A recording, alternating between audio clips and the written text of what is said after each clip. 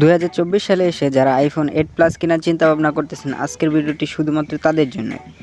ফোনটি আপনার জন্য কতটুকু ভালো হবে বা কতটুকু খারাপ হবে সেই বিষয় নিয়ে আজকে আপনাদের মাঝে আলোচনা করব। তো চলুন দেখে আসি ফোনটির কিছু সেটিংস।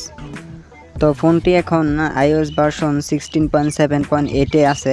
তো ফোনটিতে আর আপডেট আসবে না। আর ফোনটি আপনার 64 জিবি ভার্সন, এটা 128 256 জিবিতে পাওয়া যায়।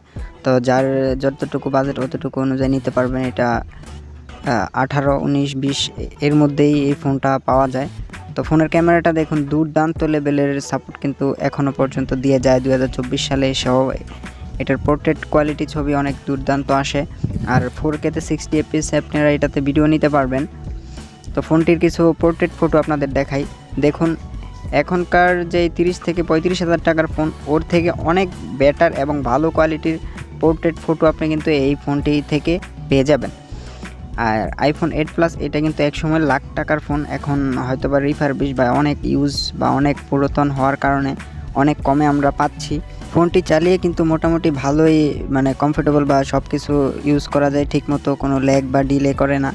আর ফোনটার একটাই সমস্যা মনে হয়েছে, চার্জ ব্যাকআপ খুবই কম থাকে, ফোনটা গরম হয়ে যায়, এগুলোই। আর তেমন কোনো সমস্যা নাই। দেখুন ইউটিউবে ভিডিওগুলা মোটামুটি স্মুথই যাচ্ছে। একটি ভিডিও প্লে করছি, তো এটাতে ব্যবহার করেছি স্টেরিও স্পিকার, যেটার সাউন্ড কোয়ালিটি মোটামুটি অনেকই ভালো। এই ফোনগুলো কেনার সময় খুব ভালো করে চেক করে দেখে বুঝে তারপর ফোনগুলো কেনার কথা বলবো। ধন্যবাদ।